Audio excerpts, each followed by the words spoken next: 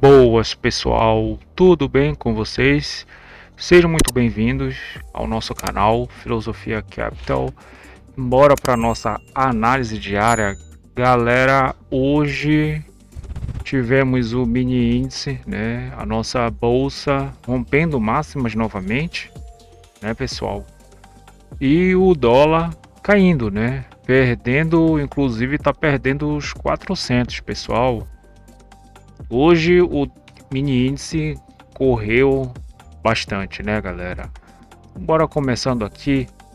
Primeiro, né, a gente teve aqui que as bolsas elas estavam um pouco negativas, tá? Pouco negativa e positiva, pouco positivas também, né?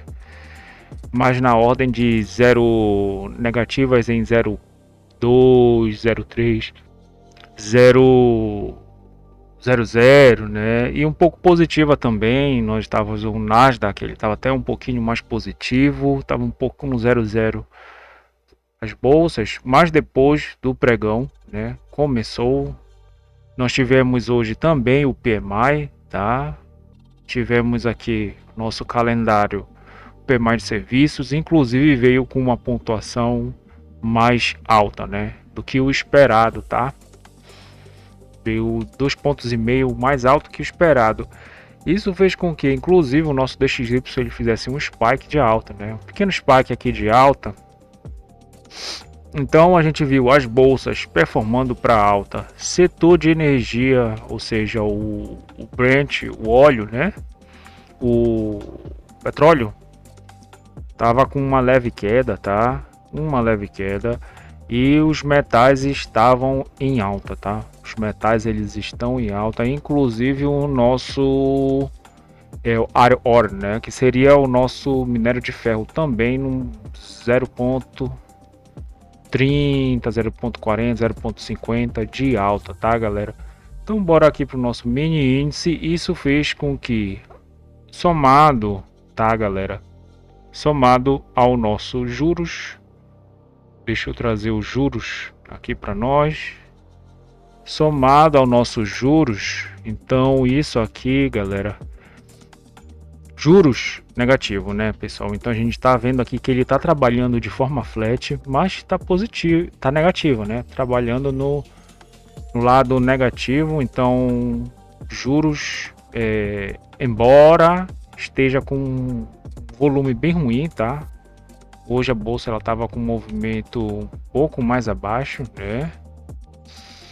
Então vamos ver o que vai acontecer, porque hoje tem a decisão de taxa de juros, né? O que vai acontecer hoje vai acontecer, obviamente, que aqui no Brasil, né, às 6h30 da tarde, tá? 6h30 da noite, né? Então a gente vai ter a decisão. Então, galera, bora aqui para nossa análise. Pessoal, é o seguinte: o mini índice abriu, tá? Fez aquela operação que nos é conhecida, que é do ajuste pro POC, do POC pro ajuste. E o câmbio ele fez parecido também, né? Como eu mostro aqui para vocês, do ajuste pro POC, do POC pro ajuste, depois do ajuste pro POC de novo. Esse tipo de operação que aqui nos é uma operação um pouco mais errônea, tá? Mas a gente tem um entendimento que os players de mercado, né, principalmente ontem, que eles deixam o contrato em aberto, eles procuram essas áreas que são pontos nevrálgicos dos nossos ativos, ou seja, do mini índice, do mini dólar, para poder zerar a posição, tá? Então eles zeram posição e iniciam outras posições também, tá, galera? Mas o mais normal é eles zerarem posição. Então quem tá aqui mal vendido ou mal comprado tende a zerar a posição, fazer um médio, tá? E zerar a posição em cima da média contratual. Buscar o POC ou o ajuste, né, galera? Isso aí vai depender de cada player. Então por isso que a primeira janela é um pouco mais errônea, mas ela tende a buscar estes pontos que são bem interessantes, que no caso aqui é o nosso ajuste e a média contratual de ontem ou o POC. tá? Que é o Point of Control, né? Que é o maior nó de liquidez, né? Operado ontem. Então essas operações elas se chamam, elas são um pouco mais protocoladas, no qual você entende que a gente tem uma macro por detrás do ativo, né? A gente viu ali o dólar, né? O forex, o real estava caindo, tá? Perante as outras moedas e o dólar também. Então isso dá uma tendência de baixa, né? Então qual é o melhor racional? Procurar vender, tá? No dólar seria procurar melhor vender e no índice, pelo momento da bolsa, como ela está barata, né? Comprar, tá? Mas o fato é que ele deu boas operações na compra e na venda aqui, tá?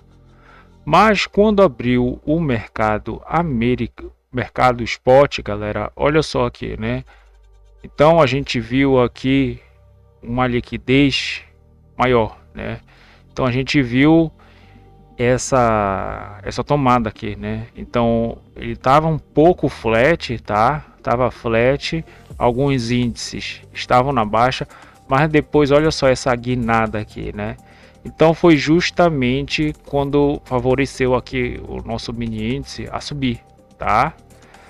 Então a gente viu aqui uma liquidez, ele cria uma liquidez aqui, né? Aí ele volta, tá? Depois cria uma liquidez mais embaixo aqui, né? Cria uma liquidez mais embaixo. O que é interessante nós entendermos é alguma movimentação mais forte, né? Varrendo essa liquidez, tá? Então, quando a gente tem uma movimentação mais forte que vai a liquidez, né? E ela consegue passar de pontos nevrálgicos que seja o ajuste e o POC de ontem, né? Quando ela lava mesmo, que este movimento se chama liquid sweep, né? Liquid sweep, que é a lavagem de liquidez. Então ele lava todas as liquidez. O movimento que lavou essa liquidez foi esse aqui, né? Então ele ignorou essa liquidez, foi com realmente, né? É bem embasado, mas justamente por causa das nossas ações, dos ETFs aqui, né, dos índices, porque eles estavam todos subindo. Então essa movimentação produziu isso, tá? Então o que eu entendo aqui, que seria interessante ou comprar numa volta possível. Então ele rompe aqui o ajuste, né? Seria melhor se ele voltasse. Aí aqui tava a compra, né?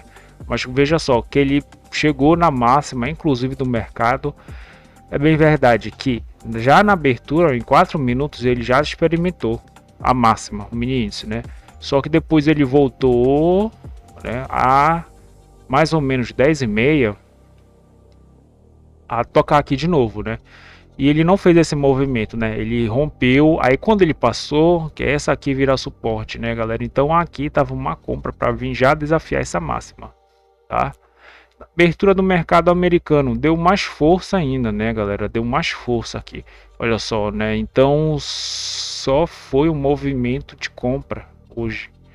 Ele até fez um pullback aqui no 0,5%, mas é bem, ele chegou aqui, os players, né? Que provavelmente quem comprou aqui pôs um pouco no bolso aqui, que estava no 154 mil, né? Então no 154 mil já os players colocaram um pouco no bolso, tá? E isso aqui produz uma leve correção, mas o cenário não acabou, né? O cenário não acabou de compra. E o que acontece? O mini índice ainda está performando ainda, chegou a 1,5 de alta, galera. 1,5 de alta, né? Nossa bolsa também, obviamente, chegou a 1,5 de alta, tá? Passou aqui do nosso amplitude média diária, que estava no 151,673. No mini índice estava no 154, 195, né? Amplitude de média diária.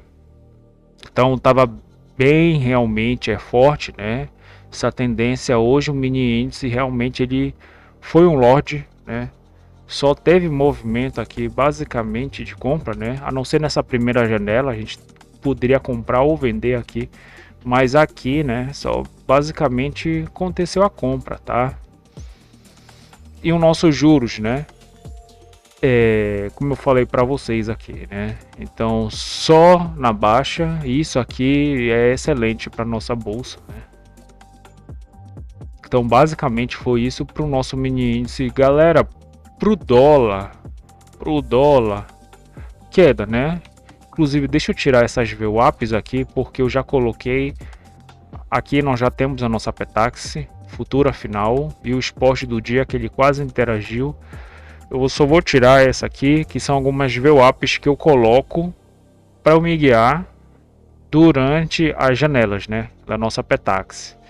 Então a gente viu aqui, né, abertura de mercado, o real ele já estava apanhando para as outras moedas, tá, galera? Deixa eu mostrar aqui para vocês. No Invest, olha só aqui, né? Então o real perante o Forex como um todo, olha só, queda, tá? Já estava apanhando. Então, pro dólar não ia ser diferente, né? Então o dólar ele ia o real ele realmente ia se desvalorizar perante o dólar. A gente viu que ele já abriu um leve gap de baixa, tá? De uns 10 pontos. Uns 10 pontos, mais ou menos uns 10 pontos, né? 10, 8 pontos. Foi o que aconteceu. A gente tem aqui a máxima da CME, mínima da CME, o BRLT, o ajuste e o POC, né? Então, como ele fez no mini índice, né? Ele do ajuste veio para o POC, do POC veio para o ajuste, e até então, né, era melhor segurar um pouquinho mais na venda. Então, quem conseguiu fazer essa do ajuste, o POC para mínima CME, realmente fez uma boa operação bem embasada. Aí o dólar ele ficou com uma cotação um pouquinho mais mastigada aqui no ajuste, criou essa liquidez. Então ele cria uma liquidez aqui mais forte em cima do ajuste, né? E aqui nós temos a primeira taxa futura abaixo da maior liquidez. Isso aqui quer dizer, isso aqui é um recado dos dealers de mercado. Nós vamos ter uma possível tendência de baixa. Quando ele faz a Petax futura acima da maior liquidez, quer dizer que nós podemos ter uma possível tendência de alta, né? Então eu já falei isso aqui para vocês. Foi o que aconteceu, ele veio aqui, né, no preço futuro. Deixa eu inclusive mostrar aqui para vocês as nossas Petax de hoje. Então de uma para outra a gente teve basicamente 15 pontos, né, da primeira Petax para a segunda Petax. Isso aqui já é uma tendência já considerável, né, porque já é um range e meio, então já é considerável, tá? O que acontece? Quando o dólar ele puxa uns 10 pontos de uma Petax para outra, ele puxou 15 pontos de uma para outra, 9 pontos de uma para outra, 10 pontos e meio de uma para outra, tendência de baixa clara, tá? Então tem dia que ele fica puxando 5, 3 pontos, 7 pontos, 8, 9, é uma tendência um pouco mais curta, né?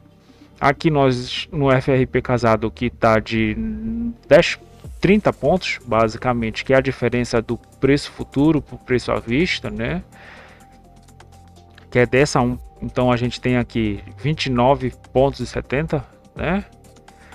E no nosso estudo sugerido que ocorre meio-dia, nós erramos 5 pontos e meio, né? Que é a diferença dessa Petax para esta Petax, que é o spot do dia que está aqui, tá, galera? Então essa diferença aqui, né? Opa, tá aqui a diferença de 29 pontos, 30 pontos basicamente, né? Então a gente viu aqui que inclusive o câmbio ele conseguiu buscar mais só na segunda Petax, né? O primeiro spot do dia.